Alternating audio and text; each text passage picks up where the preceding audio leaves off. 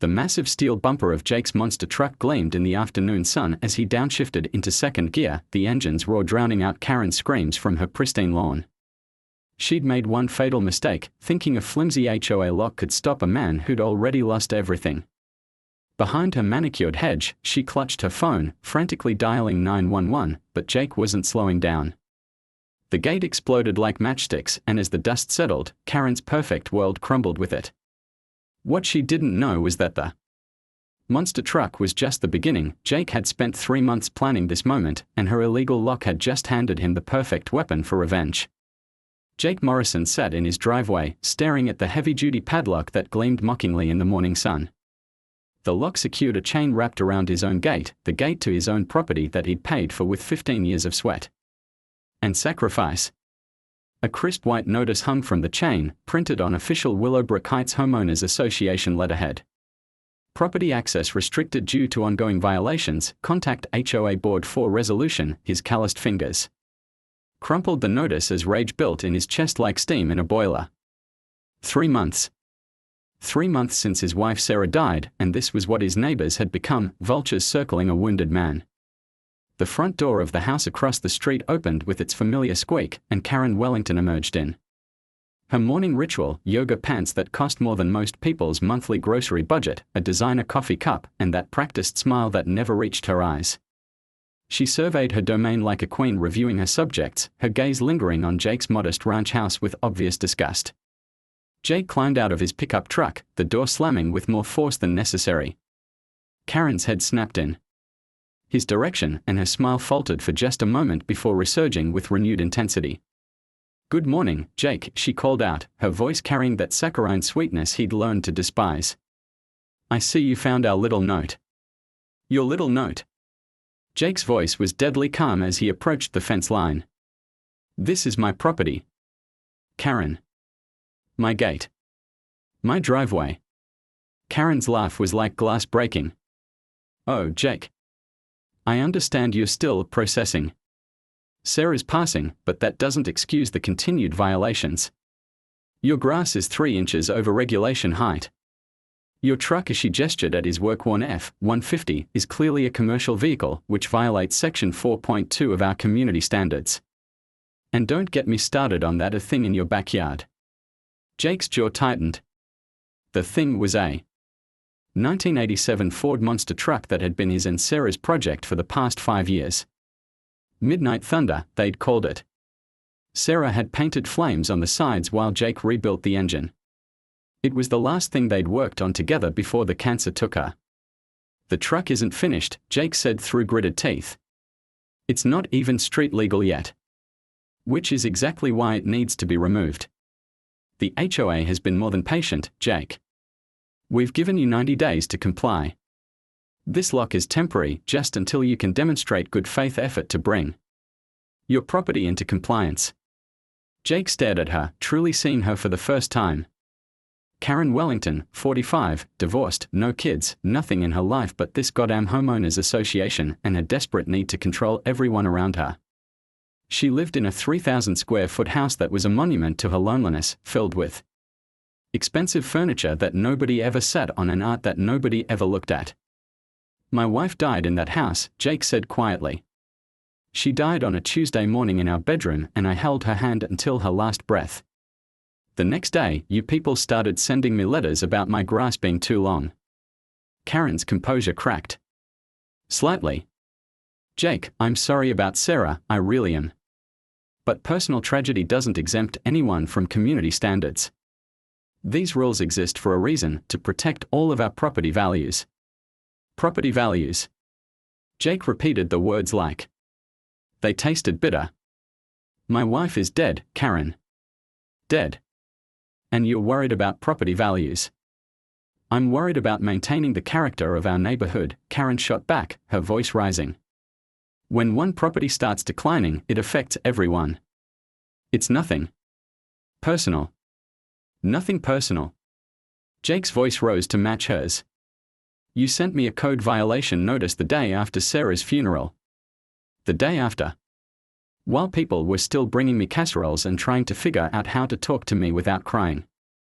Karen's face flushed. That was unfortunate timing. But the violations were already documented. I can't control, you can't control anything. Jake exploded. That's your problem, isn't it? You can't control the fact that your husband left you for his secretary. You can't control the fact that your own kids won't talk to you. You can't control the fact that you're a miserable, lonely woman who has nothing better to do than make everyone else's life hell. The words hung in the air like a physical thing. Karen's face went white, then red, then white again. Her hands shook as she clutched her coffee cup. How dare you, she whispered. I dare because I've got nothing left to lose, Jake said. You want to talk about declining property values? Let's talk about what happens when a man who's lost everything decides he doesn't give a damn about your rules anymore. Karen lifted her chin with artificial bravado. Are you threatening me? I'm promising you. You've got until noon to remove that lock. Or what? Jake smiled, but it wasn't a pleasant expression. Or I'll remove it myself. Karen's laugh was shrill. With what? Bolt cutters. Good luck with that, it's a grade 8 hardened steel lock. It'll take you hours to. I wasn't talking about bolt cutters. Something in Jake's tone made Karen stop talking. She looked at him, really. Looked and saw something that made her take a step back. Jake Morrison wasn't just angry anymore. He was something far more dangerous, a man who'd been pushed past his breaking point. You're bluffing, she said, but her voice lacked conviction. Jake checked his watch. 11:47 a.m. 13 minutes. He turned and walked back toward his house, leaving Karen standing in her driveway, uncertainty creeping across her face like a shadow. She watched him disappear around the side of his house, then heard the distinctive sound of a garage door opening. The rumble that followed made her coffee cup slip from her nerveless fingers. It started low, like distant thunder, then built to a roar that rattled windows up and down the street. The sound of 8 cylinders, supercharged and angry, breathing through dual exhausts that had been tuned for maximum intimidation. Karen's eyes widened as she realized what she was hearing. The monster truck. The one she'd been so determined to have removed. The one that wasn't street legal. The one that was about to become very, very legal in the most illegal way possible. Neighbors began emerging from their houses, drawn by the sound. Mrs. Chen from 2 doors down. The Johnsons from the corner house. Even old Mr. Patterson, who hadn't left his house in months, appeared at his window. The rumble grew louder, and Karen felt the ground vibrating beneath her feet. She looked at her phone, her thumb hovering over the 911 button, but something held her back. Maybe it was the growing crowd of neighbors. Maybe it was the dawning realization that she might have finally pushed the wrong person too far. The garage door on Jake's house stood open like a gaping mouth, and the darkness inside seemed to pulse with mechanical heartbeat. Karen squinted, trying to see into the shadows, and caught a glimpse of something massive moving in the gloom. Chrome. Steel. Rubber tires that stood 5 feet tall. She looked at her watch. 11:58 a.m. The rumble stopped. In the sudden silence, Karen could hear her own heartbeat, could hear the whispered conversations of the neighbors who'd gathered to watch. She could hear a car door slam, then footsteps on concrete. Jake appeared at the mouth of his garage, but he looked different now. He was wearing work clothes, steel-toed boots, jeans, a flannel shirt that had seen better days. His face was calm, almost peaceful, like a man who'd finally found his purpose. Last chance, Karen, he called out, his voice carrying easily across the distance between them. Remove the lock. Karen's hand tightened on her phone. You're crazy if you think. The engine roared to life again, cutting off her words. This time, it stayed running, a constant thunder that made conversation impossible. Jake climbed up into the cab of something that belonged in a monster truck rally, not a suburban neighborhood. Midnight thunder rolled out of the garage like a mechanical dinosaur. The truck stood 8 feet tall on custom suspension, its massive tires crushing the driveway as it moved. The black paint job gleamed like oil, and the flames that Sarah had painted seemed to dance in the afternoon light. Karen's mouth fell open. The truck was beautiful and terrifying, a perfect fusion of power and art. It looked like something from a movie, and she was suddenly, horribly aware that she was about to become part of the story. Jake revved the engine once, twice, the sound echoing off the houses like gunshots. Then he put it in gear and began rolling forward, slowly, deliberately, like a predator stalking its prey. The lock on Jake's gate was industrial strength, designed to stop bolt cutters and crowbars. It was not designed to stop 8,000 pounds of steel and fury moving at 15 miles per hour. Karen finally found her voice. "Jake, don't. Please. We can work this out." But Jake wasn't listening in. Detective Ray Martinez had been with the Willowbrook Police Department for 12 years, and he'd never seen anything quite like the scene that greeted him at 1247 Maple Street. The remains of what had once been a decorative gate were scattered across the sidewalk like confetti from the world's most violent parade. A grade 8 padlock sat embedded in a rose bush, its steel body bent at an impossible angle. Karen Wellington stood in her driveway, still in her yoga pants, gesticulating wildly as she spoke to Officer Thompson. Her voice carried that particular pitch of outrage that Martinez had learned to associate with people who weren't used to being told no. "Completely destroyed my property. He drove that monster right through my gate. There are witnesses. Mrs. Chen saw the whole thing. This is assault with a deadly weapon." "This is Martinez interrupted gently. "Let's start from the beginning. Whose gate was destroyed?" Karen's mouth opened and closed like a fish out of water. "Well, it was technically it was Jake's gate, but the HOA had placed a compliance lock, so you locked someone else's gate."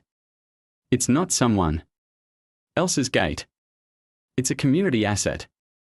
The HOA has authority over all external modifications," and Martinez held up a hand. "I need you to slow down. You're saying you placed a lock on Mr. Morrison's gate?" "The HOA placed a lock. I'm the president of the board, so yes, I authorized it, but it was a legitimate enforcement action under the community covenants." Martinez pulled out his notebook. He'd been dreading this call from the moment dispatch mentioned the address. Jake Morrison was a good man who'd been dealt a shit hand. Karen Wellington was Karen Wellington was Karen Wellington. The whole department knew about her weekly calls complaining about everything from barking dogs to mailboxes that were the wrong shade of white. "And Mr. Morrison destroyed his own gate to remove your lock. He destroyed everything. Look at this." Karen gestured at the scattered debris. "He could have killed someone. That truck is illegal. It's not street legal. It's actually, I need to stop you there." Martinez consulted his notes. "I ran the plates on the truck. It's fully registered and street legal as of this morning. DMV shows it passed inspection.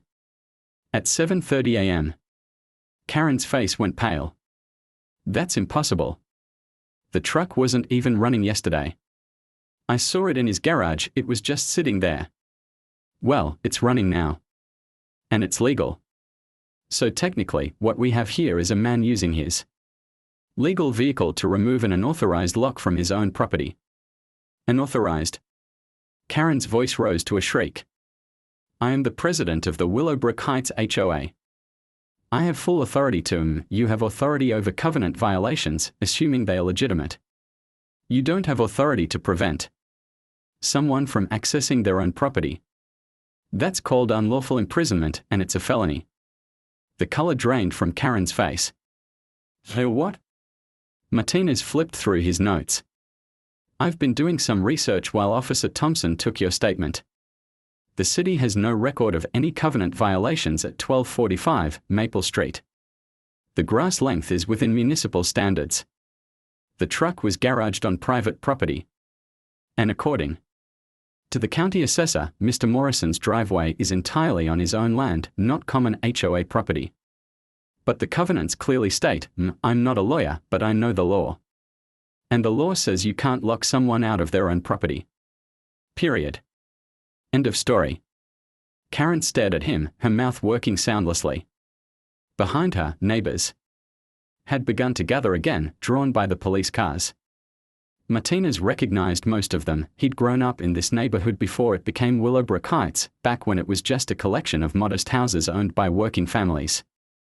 Are you going to arrest him?" Karen finally managed. Martinez closed his notebook. For what? Removing an illegal lock from his own property. If anyone's getting arrested today, it's not going to be Jake Morrison.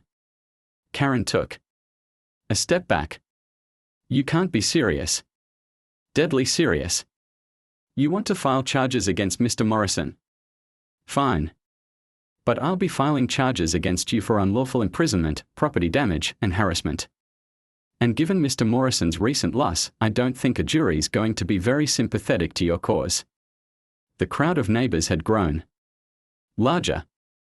Martinez could see Mrs. Chen nodding approvingly.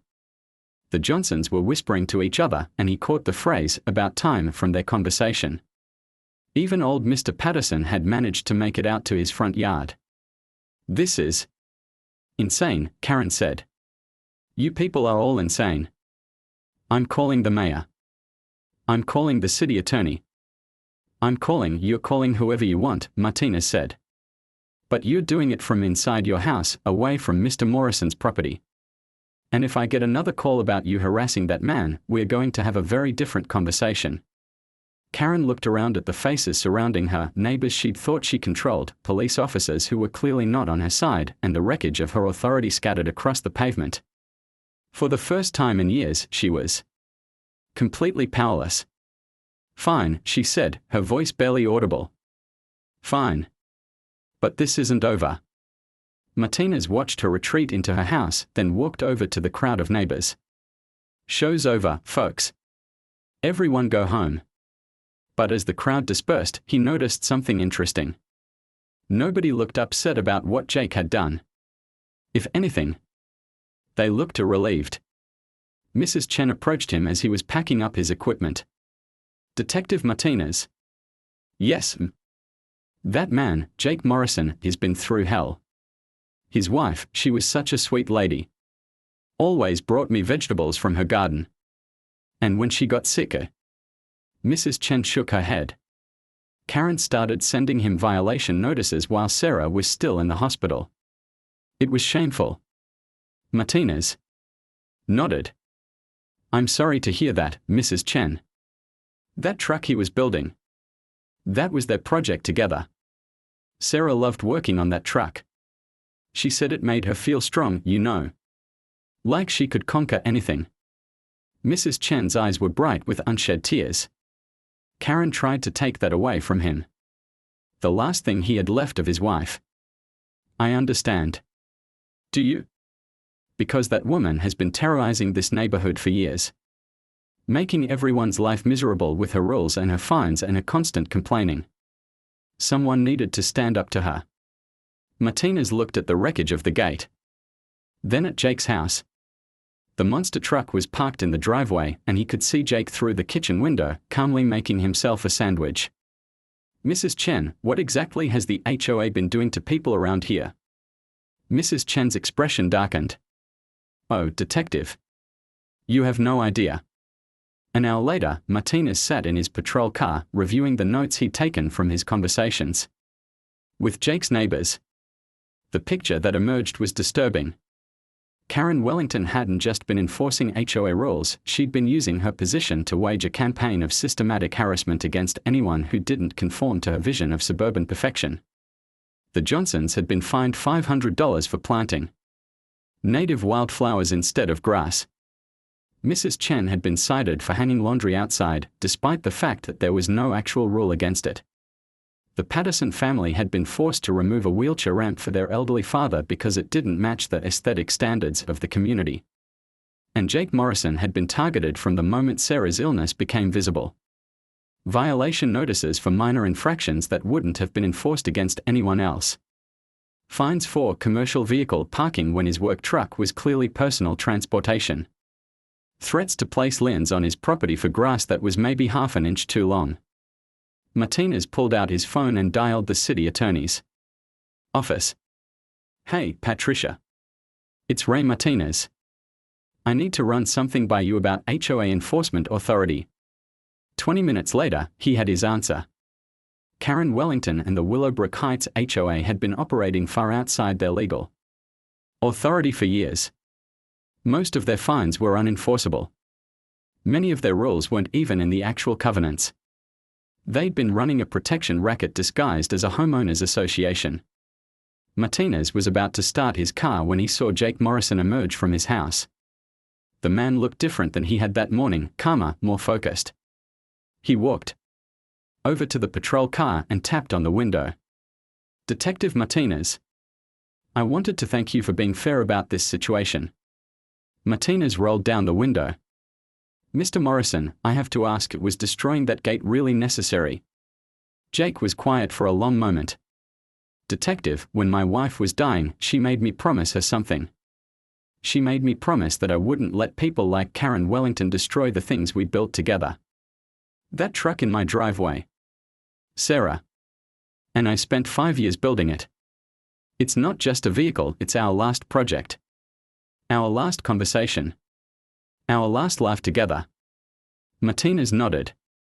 "I understand. Do you? Because when Karen locked my gate, she wasn't just trying to control my property. She was trying to erase Sarah. And I promised my wife I wouldn't let that happen. So what happens now?" Jake smiled, and Martinez saw something in his expression that made him very glad he wasn't Karen Wellington. Now Karen learns what happens when you declare war on someone who has nothing left to lose. "Mr. Morrison, I hope you're not planning anything illegal." "Detective, I'm a contractor. I know more about building codes, zoning laws, and property rights than anyone in T." Karen Wellington hadn't slept. She'd spent the night pacing her living room, making phone calls that went unanswered, and researching property law on her laptop until her eyes burned. The city attorney's office wouldn't return her calls. The mayor's assistant had been politely dismissive.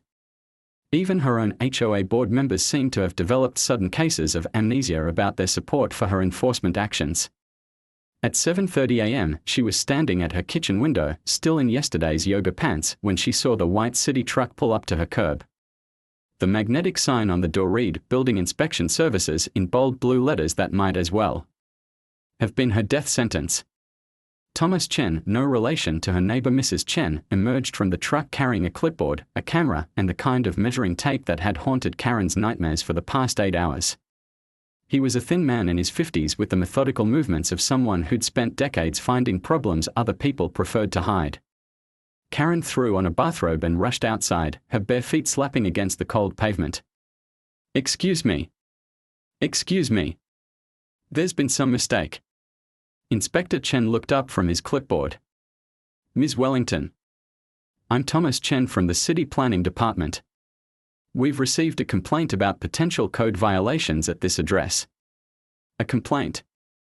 From who?"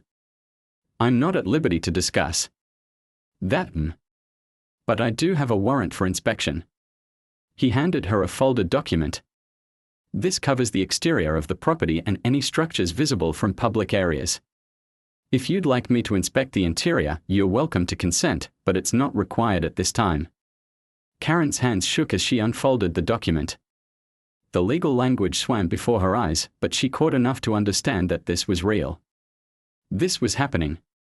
"Oh. I need to call my lawyer."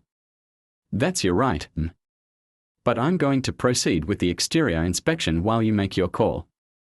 Karen watched in horror as Inspector Chen began walking around her property, photographing everything with methodical precision. The addition she'd built without permits. The fence that extended 8 inches beyond her property line. The pool house that was supposed to be a storage shed but had been converted into a fully functional studio apartment. She fumbled for her phone and dialed her attorney's number. Robert Hastings had handled her divorce and various HOA legal matters over the years. He would know what to do. "Robert. It's Karen Wellington. I need you to, Karen." His voice was tired. "I was wondering when you'd call." "You've heard. The entire legal community has heard." "Karen, what the hell were you thinking?" "I was enforcing community standards. I was protecting property values. You were operating outside your legal authority and harassing a grieving widower. Do you have any idea how this looks?" Karen felt tears stinging her eyes. "Robert, they are inspecting my property. They are going to find problems. The silence on the other end of the line stretched for what felt like eternity. What kind of problems, Karen? The addition? The pool house? Maybe some of the permits weren't filed correctly. Jesus Christ, Karen. How many permits are we talking about? Oh. I don't know. Maybe most of them. Robert's sigh was audible through the phone. Karen, I can't help you with this. I'm a family attorney, not a criminal defense lawyer. And what you're describing, this isn't just a code violation. This is potentially criminal. Criminal. Unpermitted construction, operating an unlicensed rental, property line violations. Karen, you could be looking at felony charges if they find what I think they are going to find. Karen's legs gave out. She sat down hard on her front steps, the phone slipping from her nerveless fingers. Across the street, she could see Jake Morrison standing in his driveway, watching the inspection with the satisfied expression of a man whose plan was coming together perfectly. He'd done this. Somehow. He'd known exactly what to do to destroy her. While she'd been focused on his monster truck and his overgrown grass, he'd been studying her vulnerabilities, mapping out her weaknesses, preparing for total war. Inspector Chen appeared at her side, holding his camera. Ms. Wellington. I need to ask you about the structure in your backyard. The one you've been listing on Airbnb as a cozy garden cottage. Karen's heart stopped. How did you? It's all public record. Reviews, booking history, tax records. You've been operating a short-term rental without proper permits or licenses for 3 years. The nightly rate you've been charging suggests annual income of approximately $40,000 from this unit alone. The world began to spin. Karen gripped the concrete steps beneath her, trying to anchor herself to reality. Oh. I need to call someone. I need to. I also need to inform you that the addition to your main house appears to violate setback requirements and the electrical work looks like it was done without permits. I'm going to need to shut off power to that section of the house until a licensed electrician can verify it's safe. You can't do that. I live here. I'm sorry, but unpermitted electrical work is a safety hazard. I don't have a choice. Karen watched in numb horror as Inspector Chen walked to her electrical panel and began flipping breakers. The addition she'd built to house her home office went dark. The pool house, her illegal rental unit, lost power completely.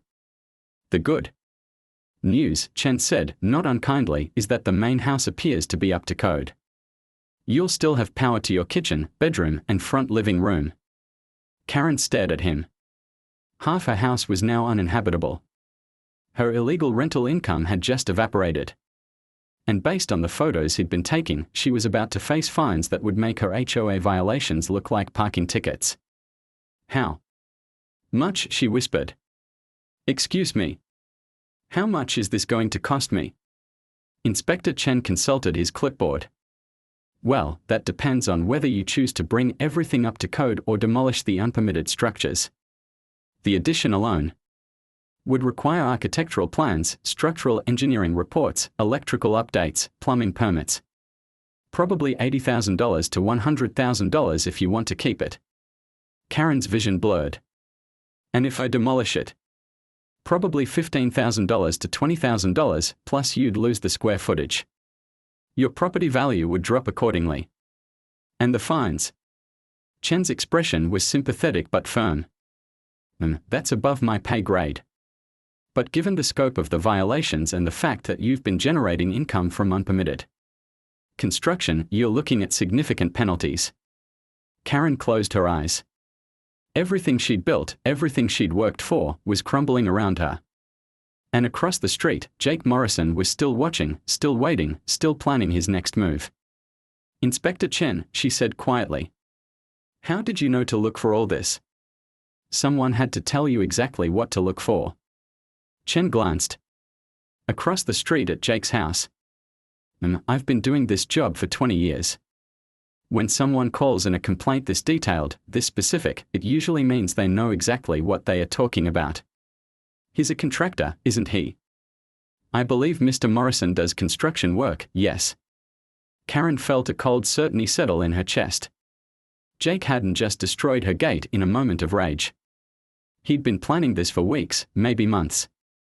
He'd studied her property, identified every violation, every shortcut, every corner she'd cut over the years. He'd built a detailed map of her vulnerabilities and then systematically destroyed her life with surgical precision. Chen said gently, "Are you all right?" Karen looked at her house, half of it now dark and uninhabitable, the other half about to be consumed by legal fees and fines. She looked at her perfect lawn, her manicured garden, her carefully curated suburban paradise. It all felt like a movie set now, a fake facade hiding the rot underneath. "No," she said honestly. "I'm not all right at all." Inspector Chen finished his work and climbed back into his truck. Before he left, he handed Karen a thick packet of papers. "These are your violation notices. You have 30 days to respond with either a remediation plan or a demolition plan. If you don't respond, the city will file for condemnation proceedings." Karen watched the truck drive away, then looked at the packet in her hands. 12 separate violations. Each one carrying fines that started at $500 and escalated daily until compliance was achieved. She did the math in her head and felt sick. Even if she paid every fine and brought everything up to code, she was looking at a minimum of $150,000. Money she didn't have. Money she'd never had. Her phone rang. She looked at the screen and saw it was her bank. "Ms. Wellington. This is Janet from First National. I'm calling about your home equity line of credit application. I'm afraid we are going to have to decline your request based on the city liens that were filed against your property this morning." Karen's heart stopped. "What liens?" "For code violations. The city has placed a hold on your property pending resolution of several building code issues. Until those are resolved, we can't approve any new lending against the property." The phone slipped from Karen's fingers and clattered on the concrete. She sat on her front steps, surrounded by the wreckage of her life, and finally understood what Jake Morrison had done to her. He hadn't just destroyed her gate.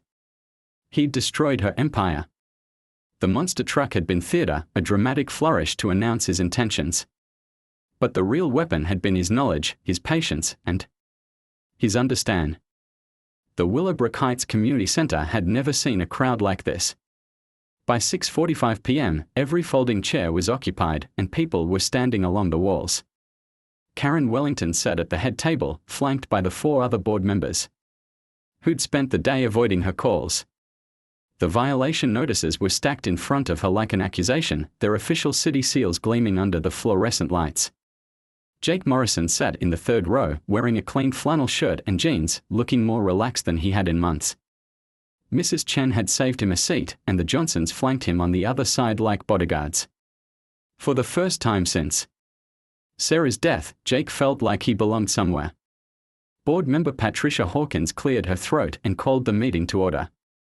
"Before we begin with regular business, we need to address some irregularities that have come to light regarding HOA enforcement actions." Karen's hands trembled as she shuffled her papers.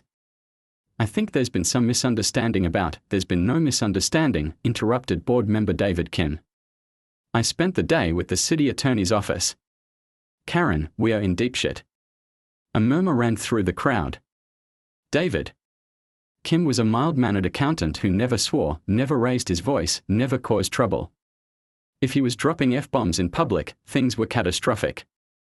"The city has informed us," Kim continued, "that approximately 60% of the violations issued by this HOA over the past 3 years were legally unenforceable. We've been collecting fines for rules that don't exist in our actual covenants." The murmur became a roar. Karen watched faces in the crowd, neighbors she'd fined, threatened, harassed, turn toward her with expressions ranging from anger to disgust to something approaching bloodlust. "That's not all," said board member Jennifer Walsh, a real estate attorney who looked like she wanted to crawl under the table. "The unauthorized placement of locks on private property constitutes criminal trespass. The HOA's insurance company has already informed us they won't cover any liability claims related to our enforcement activities." "What does that mean?" called out Mr. Patterson from the crowd. It means, Walsh said grimly, that anyone who was illegally fined or harassed by this HOA can sue us personally. All of us. And we have no insurance protection. The room erupted. Voices rose in anger, confusion, and demands for explanation. Karen tried to speak, but her voice was lost in the chaos. She looked around the table at her fellow board members and saw only expressions of barely contained fury. Furthermore, Patricia Hawkins said, raising her voice over the crowd, we've discovered that several major decisions were made without proper board votes. The lock placed on Mr. Morrison's property yesterday was authorized solely by our president, without consultation or approval from the rest of the board. All eyes turned to Karen. She felt like a defendant facing a firing squad. I was acting under emergency enforcement provisions. What emergency? Kim demanded. A man's grass was slightly too long. His legally parked truck offended your aesthetic sensibilities. His wife's death interrupted your perfectly ordered little world. The crowd began to quiet, sensing blood in the water. Karen looked desperately around the room and found no allies, no friendly faces, no one willing to defend her actions. I was protecting property values, she said weakly. I was maintaining community standards. Jake Morrison stood up. The room fell completely silent.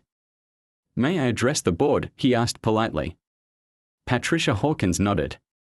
Mr. Morrison, you have the floor. Jake walked to the front of the room with unhurried steps. When he turned to face the crowd, his expression was calm, almost peaceful. He looked like a man who'd finally found his purpose. 3 months ago, my wife Sarah died of cancer. She spent her last weeks in our bedroom, looking out the window at the garden she'd planted, watching the birds at the feeder she'd put up, taking comfort in the home we'd built together over 15 years. His voice was quiet, but it carried easily through the silent room. The day after Sarah's funeral, while I was still learning how to make coffee for one person instead of two, I received my first violation notice. My grass was too long. 3 days later, another notice. My truck was parked wrong. A week after that, another notice about the project Sarah and I had been working on together, the monster truck in my garage. Karen felt the room's attention like a physical weight. Every person present was listening to Jake with complete focus, and she could feel their sympathies shifting decisively away from her. I want you all to understand something, Jake continued. I didn't build that truck as a weapon. Sarah and I built it as therapy. When the doctors told us she had 6 months to live, she made me promise we'd finish one last project together. Something that would make her feel strong when everything else was falling apart. Mrs. Chen was crying openly. The Johnsons were holding hands. Even some of the board members looked uncomfortable. Sarah painted those flames herself. Every curve, every color gradient. She said they made the truck look like it was flying, even when it was standing still. She said when she looked at that truck, she felt like she could conquer anything.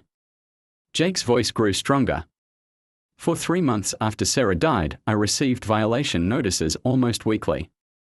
Not because I was actually violating anything meaningful, but because someone in this room, his gaze fixed on Karen, decided that my grief was inconvenient. That my wife's memory was unsightly. That the last thing we built together was somehow offensive to community standards. The silence was deafening. Karen felt like she was drowning in it. Yesterday, that same person decided to lock me out of my own property, to prevent me from accessing the garage where Sarah's truck was stored, to literally lock away the last physical connection I had to my wife. Jake turned to look directly at Karen. His expression wasn't angry, it was something far more terrifying. It was disappointed. I want everyone in this room to understand what Karen Wellington tried to take from me. She tried to erase Sarah. She tried to pretend that my wife's life, her art, her legacy, didn't matter because it didn't fit her vision of suburban perfection. Karen tried to speak, but no words came. She felt the weight of every eye in the room, the judgment of every person she'd spent years controlling and intimidating. So yes, Jake said, his voice carrying a note of satisfaction, I destroyed her lock. I drove my wife's truck through her illegal barricade. And I called the city to report every code violation I'd observed over the years of being forced to document my own property for her harassment campaign. The crowd began to murmur approvingly. Karen realized with growing horror that she was completely alone. Mr. Morrison, Patricia Hawkins said carefully, "Are you saying you've been documenting HOA activities?" Jake smiled, and for the first time, it looked genuinely happy. "I'm a contractor, Ms. Hawkins. I notice things. Unpermitted additions. Illegal fence extensions. Unlicensed rental operations." For 3 months, while Karen was sending me violation notices for imaginary infractions, I was documenting her very real ones. He pulled out a manila folder and set it on the table. "This contains photographs, measurements, and documentation of code violations at 1247 Maple Street dating back 3 years. I submitted it to the city planning department yesterday morning." Karen stared at the folder like it was a snake. You've been spying on me." "I've been doing exactly what you taught me to do," Jake replied. "I've been enforcing community standards. The difference is, I actually know what the standards are." David Kim opened the folder and whistled low. "Jesus. Karen. How did you think you'd get away with all this?" "I didn't. I mean, those aren't a..." Karen's voice trailed off as she realized there was no defense. The photographs were clear, the violations were obvious, and everyone in the room could see them. "There's more," Jake said conversationally. "I also have documentation of HOA harassment activities. Illegal fines. Violations issued for non-existent rule infractions.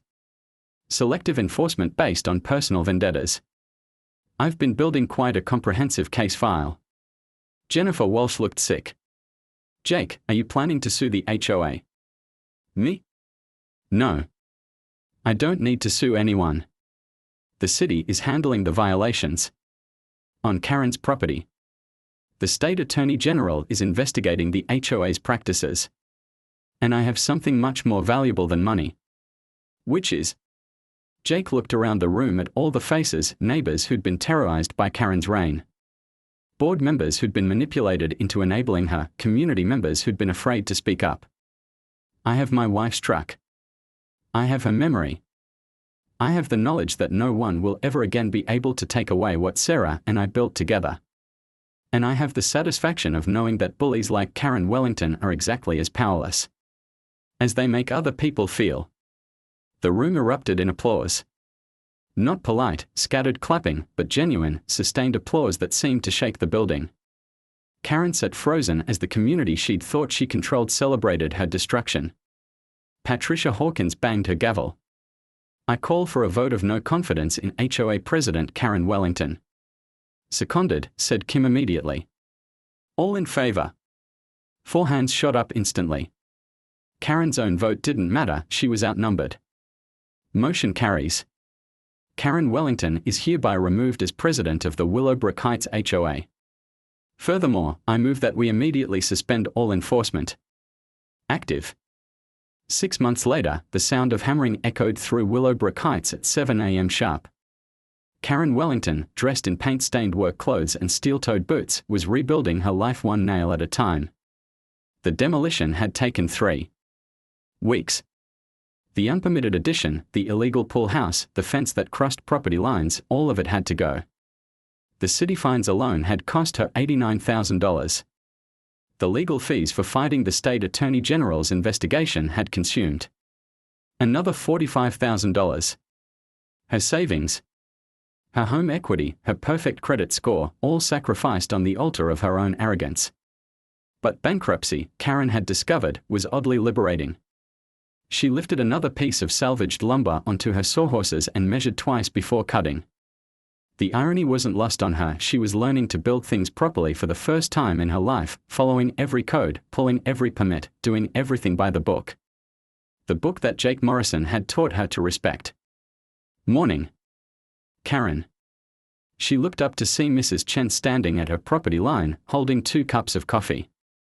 The old woman had been bringing her coffee every morning for the past month, ever since Karen had started the reconstruction project.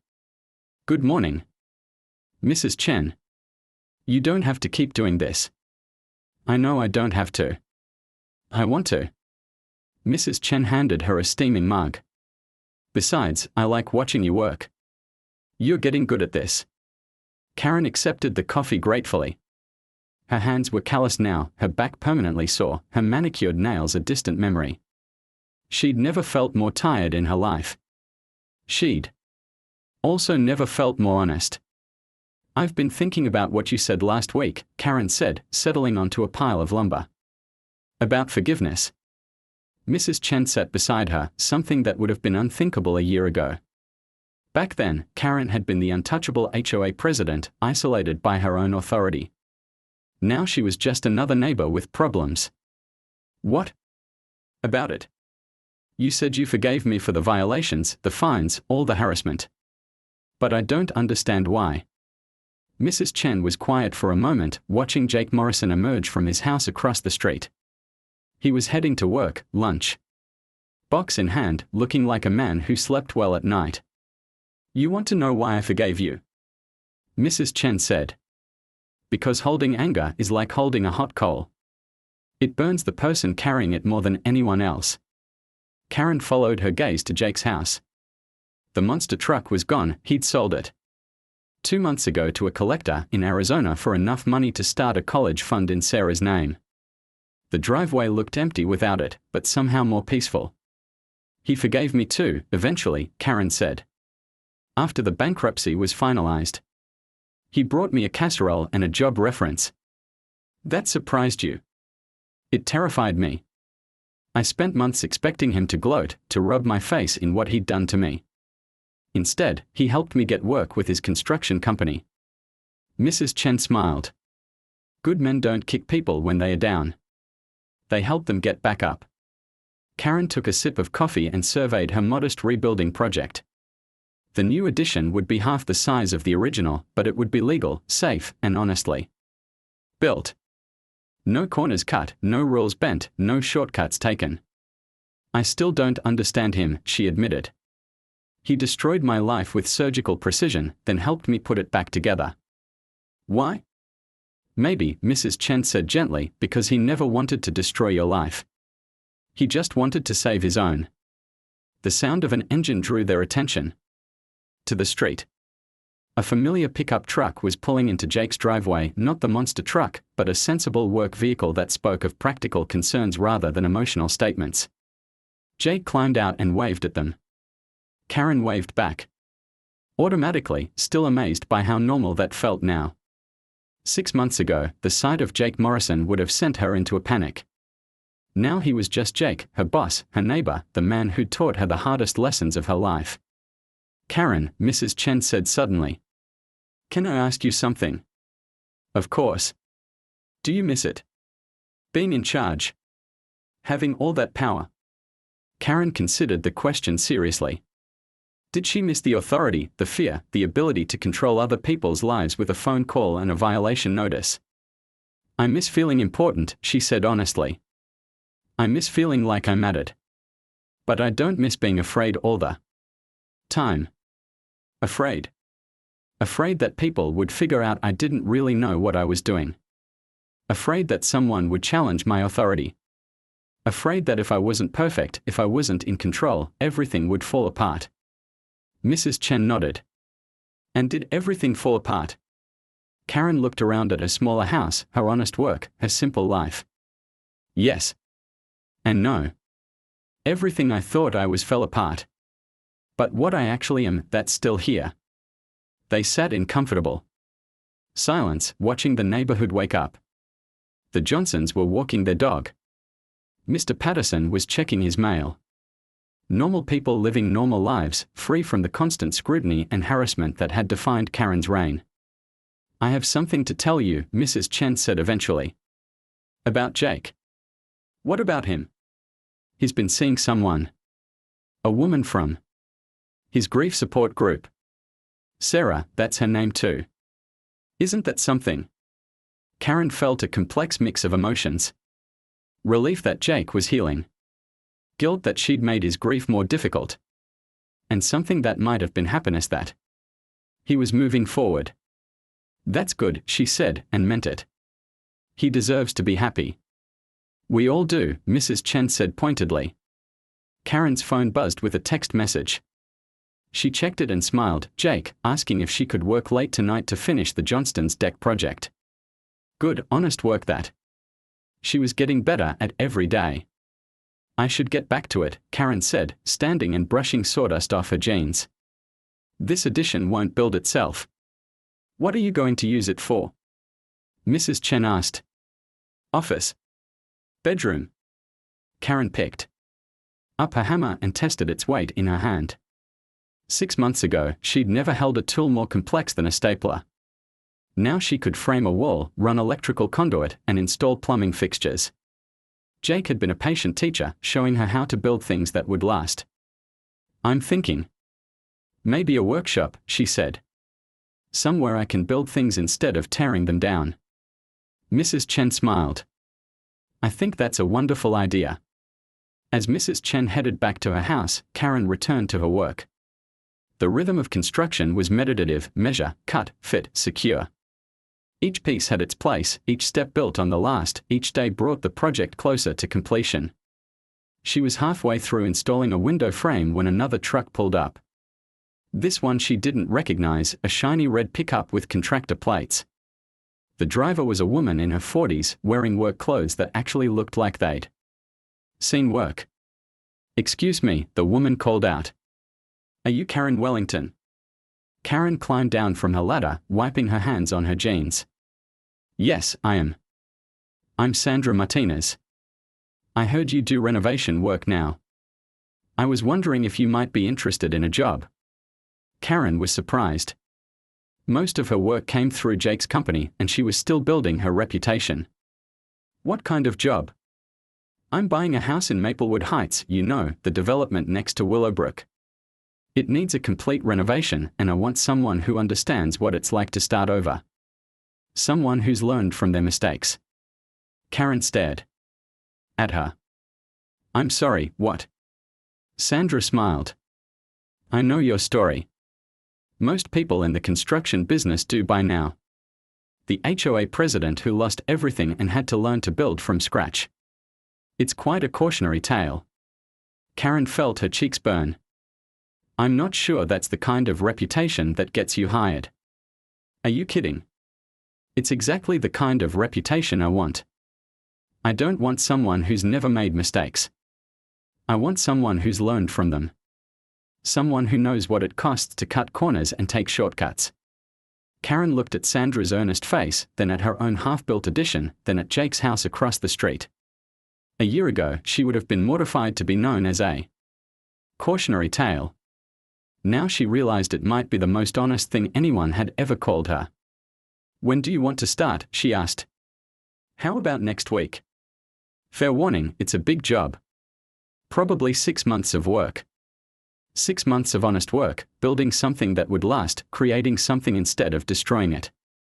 Karen felt something she hadn't experienced in years, genuine excitement about the future. I'll take it, she said. As Sandra drove away, Karen looked across the street and saw Jake standing in his driveway, watching the interaction with interest. When he caught her eye, he gave her a thumbs up and a genuine smile. Karen smiled back and returned to her work. The window frame slid into place perfectly, level and square and built to last. She secured it with screws instead of nails, taking the time to do it right even though no one would ever see the difference. That was the thing about building versus destroying. Destruction was fast and dramatic and got everyone's attention. Building was slow and careful and mostly invisible until it was finished. But what you built lasted. What you destroyed was gone forever. The sun was setting as Karen packed up her tools. Tomorrow she would start early again, adding another small piece to a reconstruction project. Next week she would start Sandra's renovation, teaching someone else how to build things properly. And someday, maybe, she would finish paying the price for the empire she'd built on other people's misery. And the monument she'd nearly destroyed to her own selfishness. But tonight,